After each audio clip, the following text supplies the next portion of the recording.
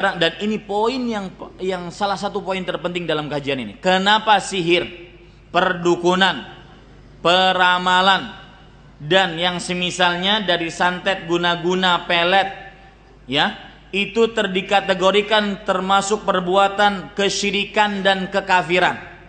Kenapa sihir, dukun, dan ramal dikategorikan sebagai sebuah kesyirikan dan kekafiran? Ini poin yang keempat. Sebab yang pertama,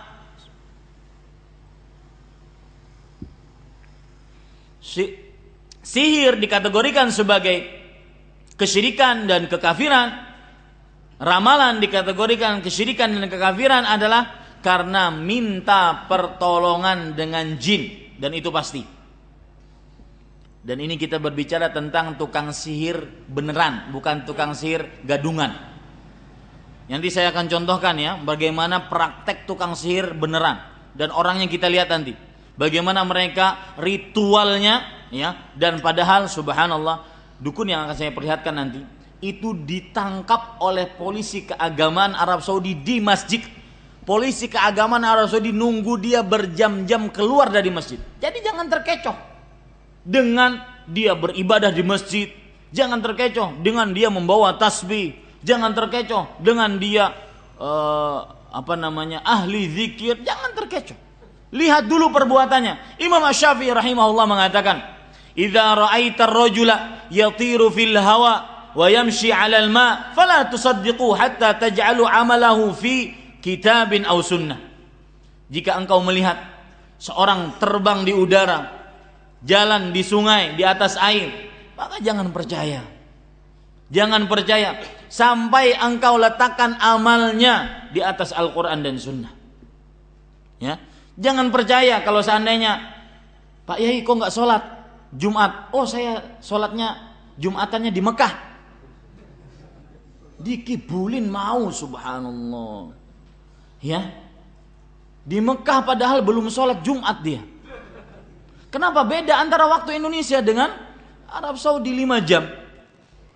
Sekarang di Arab Saudi sekitar jam setengah 6, baru setengah 6. Kalau seandainya beliau mengatakan atau kiai tersebut mengatakan sama dengan waktu Indonesia Barat misalkan jam 12 selesai Jumatan misalkan, berarti di Arab Saudi baru kapan? Baru jam berapa? Jam 7 apa jam 8? Jam 8, baru jam sekian. Ya. Orang baru buka-buka toko, belum ada sholat Jumat di sana. Jadi jangan percaya sholat Jumatan di Mekah. Tanya aja, yang imamin siapa? Nanti dia ngelak lagi. Dia kan dukun itu paling pandai. Dia ngelak lagi. Yang ngimamin saya kebetulan sholatnya agak di luar karena nanti tumpangan saya cepat-cepat pulang katanya. Ini dikibulin mau. Ya Bapak Ibu saudara-saudari, ini jadi yang pertama minta tolong kepada jin. Ini sebab yang paling utama kenapa sihir, dukun, ramal termasuk dikategorikan sebagai perbuatan syirik dan kekafiran. Dalil yang menunjukkan akan hal itu adalah surah Al-Baqarah ayat 102. Allah berfirman, "Walakinna syayatina kafaru yu'allimuna an-nasa as-sihr." Akan tetapi syaitanlah yang kafir, mereka mengajari manusia ke sihir. Dan termasuk di dalamnya juga yang disebut dengan khadam-khadam atau gendam-gendam. Kenal Pak ya, gendam? Ini adalah biasanya Pak begini, makanya saya dari tadi menyinggung ya. Biasanya kalau kiai itu punya jin namanya khadam. Ya, kalau dukun, tukang sihir yang katanya ilmu hitam, ilmu sesat, itu namanya jin atau syaitan atau iblis. Tapi kalau kiai ilmu putih itu namanya khadam. Sama, minta sama jin namanya apa? Itu kesyirikan dan tidak menambahkan kecuali bahaya dan mudarat. Sebab yang kedua, kenapa sihir, perdukunan dikategorikan kesyirikan dan kekafiran? Yaitu karena mengetahui akan hal gaib. Dan Allah berfirman dalam surat An-Naml ayat 65. Allah Subhanahu wa taala berfirman, Qul la ya'lamu man fis samawati wal ardhil ghaiba illallah. Katakanlah, tidak ada yang mengetahui akan hal gaib di langit dan di bumi melainkan Allah. Melainkan Allah Subhanahu wa taala.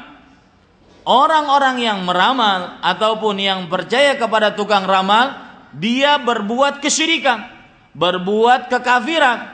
Kenapa? Karena mengaku mengetahui hal gaib ada selain Allah, yaitu para tukang sihir, para tukang ramal tersebut. Ini sebab yang kedua. Sebab yang ketiga, dan ini yang tadi saya sebutkan. Kenapa sihir, perdukunan, santet, guna-guna dan semisalnya termasuk dikategorikan kesyirikan dan kekafiran? Karena semua praktek sihir dan dukun dan ramal tidak akan sempurna, tidak akan manjur kecuali dengan menghinakan, mencela simbol-simbol yang diagungkan dalam Islam.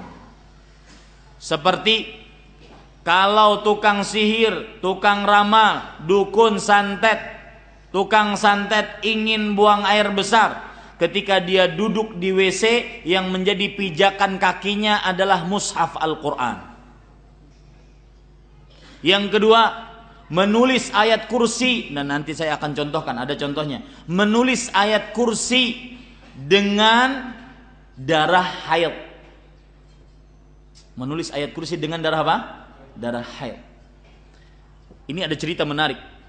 Nanti saya akan contohkan. Ada syekh bernama ketua atau kepala kepolisian agama Arab Saudi divisi pemberantasan dukun dan sihir.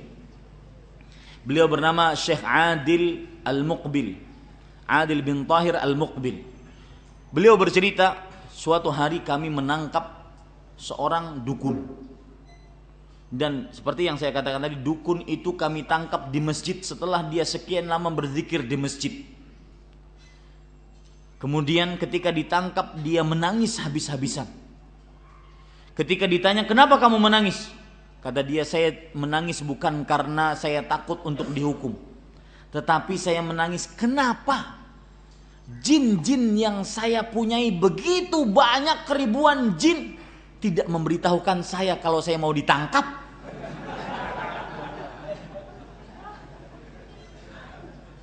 Kemudian kata Syekh, saya punya jawabannya. Tidak lebih jawabannya salah satu dari 3 hal. Yang pertama, kamu mungkin sesajinya kurang untuk jinmu. Kata dia, tidak. Kalau urusan itu saya tidak pernah kurang. Saya punya perempuan di rumah. Ingat, Bapak, Ibu, saudara-saudari, ketika mendengar kata perempuan jangan image-nya jelek. Karena jin tukang sihir lebih daripada hanya sekedar berzina. Jadi kalau sekarang yang lagi dibicarakan di media massa bahwasanya ada tukang ramal, ya, dukun mencabuli pasiennya, itu masih rendah. Dia punya perempuan untuk apa? Setiap kali perempuan tersebut haid, darahnya diambil, dituliskan dengannya ayat-ayat kursi. Makanya kata dia, saya untuk sesaji kepada jin saya tidak akan pernah kurang, karena saya punya perempuan di rumah. Kata dia. Oh, kalau begitu mungkin sebab yang kedua kamu bisa kami tangkap. Kenapa? Perhatikan ini, terutama yang pernah melakukan praktek jin. Dan mudah-mudahan kajian ini sampai kepada para tukang sihir, penyihir, para dukun. Bertobatlah Anda sebelum nafas di tenggorokan. Dosa apapun yang Anda pernah kerjakan akan diterima oleh Allah, asalkan Anda bertobat. Akan dihapuskan oleh Allah dosa apapun, asalkan Anda bertobat. Ya, lihat bahayanya orang yang pernah menyihir. Kata Syekh, mungkin kamu bisa ditangkap gara-gara orang yang pernah kamu zalimi, anak-anaknya yang kamu pisahkan dari orang tuanya, seorang istri yang sangat mencintai suaminya kamu pisahkan. Ya, orang-orang yang pernah kamu zalimi tersebut berdoa kepada Allah Subhanahu wa ta'ala, dan doanya orang yang terzalimi apa? Dikabulkan oleh Allah. Thalathu da'awatin mustajabat, 3 doa yang dikabulkan oleh Allah Subhanahu wa ta'ala. Da'watul walid wa da'watul mazlum wa da'watul musafir. Doa orang tua, doa orang yang terzalimi, dan doa orang yang sedang bepergian. Nah, Bapak Ibu saudara-saudari, mungkin sebab yang kedua. Lalu dia menangis lagi. Kata Syekh, mungkin sebabnya juga yang ketiga. Kami sebelum menangkap engkau keluar dari kantor kami mengucapkan bismillah, tawakkaltu 'ala Allah, wala haula wala quwata illa billah. Kata si dukun ini, sebentar, saya ingin beritahukan bahwasanya kalau kamu mau, saya akan beritahukan semua dukun, semua tukang sihir yang ada di Arab Saudi ini. Kata Syekh, amma ilaika fala. Adapun kami minta tolong kepada kamu, tidak mungkin sama sekali. Tawakkalna 'ala Allah. Kami sebelum keluar dari kantor untuk menangkap kami membaca doa bismillah, tawakkaltu 'ala Allah, wala haula wala quwata illa billah. Kata Rasulullah SAW, orang yang membaca doa tersebut, faqad hudita wa wuqita wa kufita. Sungguh kamu telah diberi petunjuk. Ya, diberi petunjuk untuk menangkap tukang sihir tersebut. Dijaga oleh Allah, dicukupkan oleh Allah Subhanahu wa taala. Nah, Bapak Ibu saudara-saudari, jadi kembali ke permasalahan tadi, kenapa sihir, perdukunan, santet, ya, dukun dan semisalnya dikategorikan kepada kesyirikan? Karena dia akan menghinakan simbol-simbol Islam. Contoh yang lain lagi, dia menulis ayat-ayat suci Al-Quran di telapak kakinya. Ini menghinakan simbol-simbol Islam. Contoh yang lain lagi, dia sholat wajib dengan sengaja tanpa berwudu. Dia tahu bahwasanya hadis Rasulullah SAW, la salata bi ghairi tuhur, tidak sah sholat seseorang tanpa bersuci, tanpa berwudu. Dia sengaja mengerjakan sholat tanpa berwudu untuk menghinakan sholat. Contoh yang lain lagi, bacaan surah Al-Fatihah ditulis di kertas tetapi dengan terbalik. Ghairil maghdubi alaihim waladhdallin, ayat pertama, ihdinas siratal mustaqim, ayat selanjutnya terus sampai bismillahirrahmanirrahim terbalik. Ini menghinakan surah Al-Fatihah.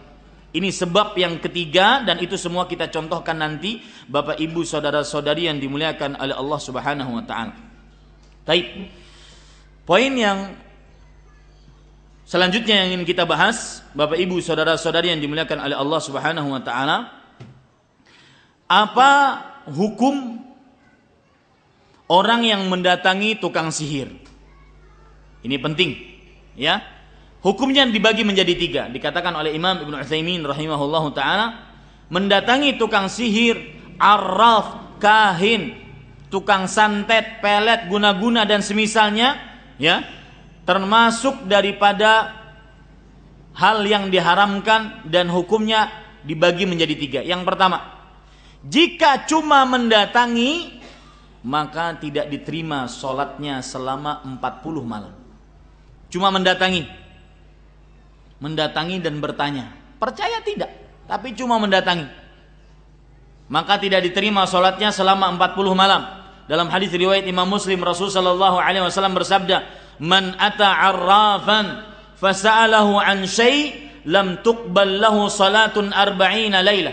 Barang siapa yang mendatangi arraf lalu dia bertanya tentang sesuatu, tidak diterima sholatnya selama 40 malam.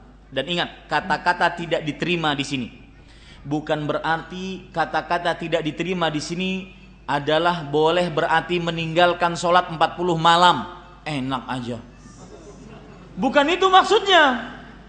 Wah, Ustadz, saya sudah mendatangi arraf, tukang ramal, dukun, sihir. Berarti saya boleh dong meninggalkan sholat 40 malam. Bukan. Itu yang pertama. Kesalahan dalam memaknai tidak diterima sholatnya 40 malam. Bukan berarti pula sholatnya tidak diterima 40 malam berarti boleh kita qadha sholatnya 40 malam. Bukan.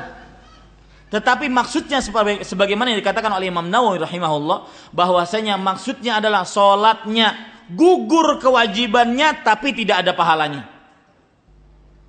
Gugur kewajibannya tapi tidak ada apa? Tidak ada pahalanya. Jadi tidak ada qadha. Jadi kalau seandainya ada orang mendatangi tukang sihir, dukun, tukang ramal, dan yang semisalnya, kemudian dia memahami salah, berarti kalau begitu saya akan qadha sholat saya 40 hari. Tidak, bukan itu. Tetapi maksudnya adalah sholatnya tidak diterima, tidak ada pahalanya sama sekali meskipun gugur kewajibannya mengerjakan sholat tersebut. Kemudian bagian yang kedua, yaitu mendatangi sihir, penyihir, dukun dan tukang ramal, hukumnya juga diharamkan dan bisa berbuah kepada kekafiran apabila mempercayainya. Kalau tadi hanya sholatnya tidak diterima 40 hari, sedangkan yang kedua ini bisa berbuah kepada kesyirikan dan kekafiran apabila mempercayainya. Dalam hadis yang diriwayatkan oleh Imam Ahmad, Rasulullah SAW bersabda, "Man ata 'arrafan aw kahinan fasaddaqahu bima yaqul faqad kafara bima unzila ala Muhammad." Barang siapa yang mendatangi arraf atau kahin, ya sudah kita bahas tadi arraf atau kahin, sudah paham ya Pak ya? Arraf atau kahin, lalu dia percaya apa yang diucapkan, maka dia telah kafir dengan apa yang diturunkan kepada Nabi Muhammad SAW. Pertanyaannya, apa yang dia kafiri terhadap wahyu-wahyu yang diturunkan kepada Nabi Muhammad SAW? Yaitu surat An-Naml ayat 65. Ayat 65. Dia kafir terhadap ayat ini. Allah berfirman, "Qul la ya'lamu man fis samawati wal ardhil ghaiba illallah." Katakanlah bahwasanya tidak ada yang mengetahui akan hal gaib di langit dan di bumi melainkan Allah. Dan ingat ini Pak, ini keyakinan, ini akidah muslim, pantang putus, pantang lengkang dengan waktu, bahwasanya tidak ada yang mengetahui akan hal gaib, ya, tidak ada selain Allah Subhanahu wa taala. Dalam surah Al-Jin Allah menekankan juga ayat 26 sampai 27, "Alimul ghaib fala yudhiru ala ghaibihi ahadan." Allah yang Maha mengetahui akan hal gaib. Tidak ada yang diperlihatkan oleh Allah tentang ilmu gaibnya kepada seorang pun. Ahadan di sini kalau kita berbicara dalam bahasa Arab, kaidah Arab, ahadan di sini kata nakirah, yang apabila diletakkan pada redaksi pembicaraan peniadaan menunjukkan kepada keumuman. Artinya siapapun tidak diberikan oleh Allah Subhanahu wa taala ilmu gaib, illa kecuali manirtadha min rasul, kecuali yang Allah ridai dari seorang rasul. Itu saja. Sedangkan yang lain-lain tidak ada yang mengetahui akan hal gaib. Maka jangan percaya Pak, apalagi terhadap dukun-dukun gadungan tadi. Ya, ini Bapak Ibu. Nah, yang ketiga, mendatangi dukun, tukang sihir, pelet, tukang ramal, dibolehkan untuk menghinakan dia, untuk menjelaskan kemungkarannya di hadapan masyarakat, sebagaimana yang dilakukan oleh Rasulullah kepada Ibnu Sayyad, salah satu dukun yang ada di zaman Rasulullah. Ibnu Sayyad pernah ditantang oleh Rasulullah, "Wahai Ibnu Sayyad, apa yang aku dapatkan wahyu dari Allah?" Tentang apa? Ibnu Sayyad rupanya diberitahukan oleh jin, oleh jinnya cuma sepenggal, ad-duh, alif, lam, dal dan kha saja. Kata Ibnu Sayyad, ad-duh. Kata Rasul sallallahu alaihi wasallam, ya, ikhsa aduwallah. Artinya apa? Buruklah engkau wahai musuh Allah Subhanahu wa taala. Yang aku dapatkan ad-dukhan. Jadi dia cuma mendapatkan alif, lam, dal dan kha. Alif dan nunnya ketinggalan. Jinnya tidak sampai sempurna. Maka jangan terkecoh Bapak Ibu saudara-saudari sekalian, kalau seandainya ya, kadang seseorang mengaku mengetahui akan hal gaib kemudian benar salah satunya, padahal yang lain-lainnya dia dusta seluruhnya. Nah, ini yang terakhir.